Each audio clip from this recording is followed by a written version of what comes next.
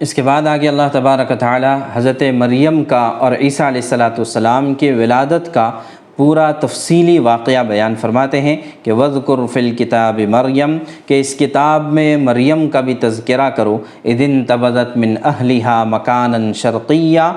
اس وقت کا تذکرہ جب وہ اپنے گھر والوں سے علیحدہ ہو کر اس جگہ چلی گئیں جو مشرق کی طرف واقع تھا، یعنی ان کے لیے تنہائی کا جو کمرہ تھا وہاں پر چلی گئی، یا بعض علماء کے مطابق وہ انہیں غسل کی حاجت تھی تو غسل کے لیے ایک طرف وہ چلی گئی، تو فاتخذت من دونہم حجابا، چنانچہ انہوں نے ان لوگوں کے اور اپنے درمیان ایک پردہ ڈال دیا، مراد یہ کہ وہ تنہائی میں چلی گئی۔ فَأَرْسَلْنَا إِلَيْهَا رُوحَنَا فَتَمَثَّلَ لَهَا بَشَرًا سَوِيًّا، تو ہم نے اپنے روح مراد جبریل علیہ السلام کو بھیجا اور وہ انسانی شکل میں ان کے سامنے ظاہر ہوا، تو قالت انی اعوذ بالرحمن منک ان کنت تقیہ، تو حضرت مریم نے جیسے کہ انسان کو ان کے کمرے میں تنہا دیکھا تو وہ بالکل پریشان ہو گئی، اور انہوں نے فرمایا کہ میں اللہ کی پناہ چاہتی ہوں تم سے کہ تم میرے کمرے میں کیسے آ گئے، اگر تم اللہ سے ڈرنے والے ہو تو پھر جو ہے ایک مرد اور ایک عورت کا تنہا کسی کمرے میں جمع ہونا درست نہیں ہے۔ تو جبریل علیہ السلام نے کہا قال انما انا رسول ربک لاہب لک غلاما زکیہ، کہ میں تو تمہارے رب کی طرف سے بھیجا ہوا فرشتہ ہوں، اور میں اس لیے آیا ہوں تاکہ تمہیں ایک پاکیزہ بیٹا دے دیا جائے۔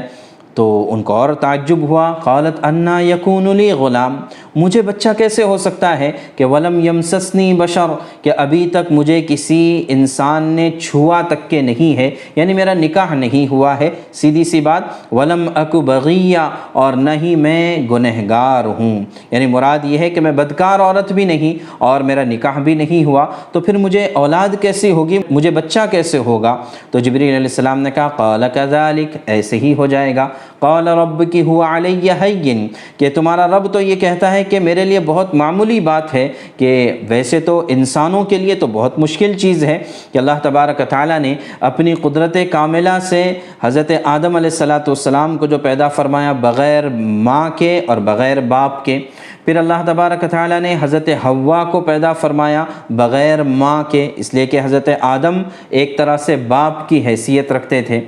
پھر اللہ تبارک و تعالیٰ نے تیسری شکل یہ بتائی عیسیٰ علیہ السلام کے لیے کہ ماں تو موجود تھی لیکن بغیر باپ کے اللہ تبارک و تعالیٰ نے پیدا فرمایا۔ اس کے علاوہ تمام انسان جو دنیا میں آتے ہیں یہ ماں اور باپ کے ملاپ کے بعد ہی دنیا میں آتے ہیں، تو اس وجہ سے اللہ تبارک و تعالیٰ فرماتے ہیں کہ تمہارے لیے تو بہت مشکل ہے لیکن ہمارے لیے بہت معمولی سا کام ہے، بہت آسان سا کام ہے، اور ہم نے ایسا کیوں کرنا چاہا، وَلِنَجْعَلَهُ آیَةً لِلنَّاسِ وَرَحْمَةً مِنَّا، دو مقصد بتلائے کہ ہم لوگوں کو اپنی قدرت کی نشانی بتانا چاہتے ہیں، اسی طرح اپنی طرف سے رحمت کا مظاہرہ کرنا چاہتے ہیں، اس وجہ سے بغیر کسی مرد سے تعلق کے اللہ تبارک و تعالیٰ تمہیں بچہ عطا فرمائیں گے، اور یہ بات پوری طرح سے طے ہو چکی ہے، اس میں تمہاری رائے کا کوئی دخل نہیں ہے، اللہ نے ایسا ہی طے فرما دیا ہے۔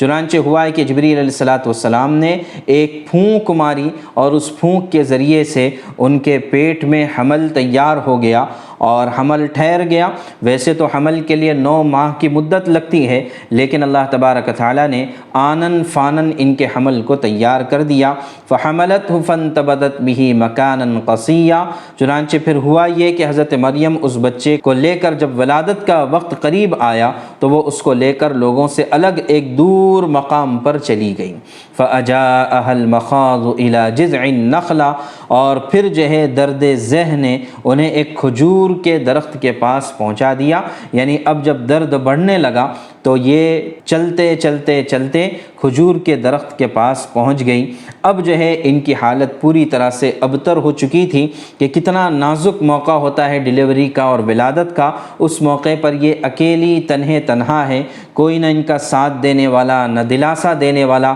اور اسی طرح کھانے پینے کا بھی کوئی انتظام نہیں ہے، تو اب پوری طرح سے حالات سے گھری ہوئی تھی۔ دوسری طرف یہ بھی ٹینشن اور ڈپریشن تھا کہ لوگ کیا کہیں گے کہ بغیر شادی کے یہاں پر ولادت کیسے ہو گئی، تو لوگ تو الزام لگائیں گے اور پتہ نہیں کیا کیا کہیں گے۔ تو یہ تمام حالات تھے۔ ایسی موقع پر حضرت مریم نے کہا یا لیتنی مت قبل ھذا وکنت نسیا منسیا، اے کاش کہ میں اس سے پہلے مر چکی ہوتی اور جو ہے کوئی مجھے یاد کرنے والا نہ ہوتا تو کتنا اچھا ہوتا۔ گویا کہ موت کی تمنا کی ہے، حالانکہ عام حالات میں موت کی تمنا کرنا جائز نہیں ہے اور اسی طرح خودکشی کرنا بھی جائز نہیں ہے، لیکن یہ حضرت مریم کے جو حالات تھے، ان حالات کی وجہ سے بے اختیار ان کی زبان سے نکلے ہوئے یہ کلمات تھے، اور اللہ تبارک و تعالیٰ نے پھر فوراً انہیں تسلی دی۔ فناداہا من تحتہا، چنانچہ پھر فرشتے نے ان کے نیچے ایک جگہ سے آواز دی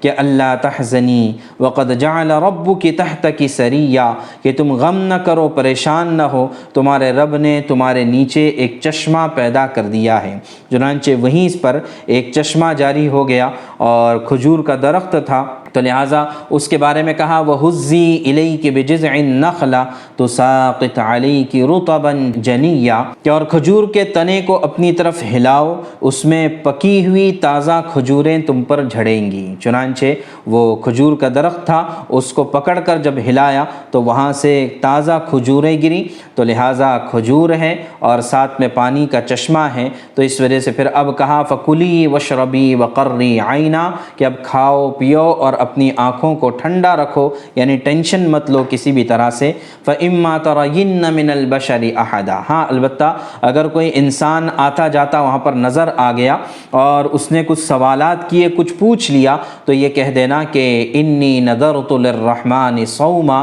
فلن اکلم اليوم انسیا، کہ آج میرا روزہ ہے اور میں آج کے دن کسی انسان سے بات نہیں کروں گی، اس لیے کہ پچھلی امتوں کا روزہ صرف کھانے پینے سے رکنا نہیں ہوتا تھا بلکہ بات چیت سے بھی رکنے کا نام روزہ ہوتا تھا۔ تو بہرحال ان کو یہ باتیں ساری کی ساری سمجھا دی گئی۔ تو یہ حضرت مریم کی ولادت کا اور ڈیلیوری کا قصہ اللہ تبارک و تعالیٰ نے بیان فرمایا ہے۔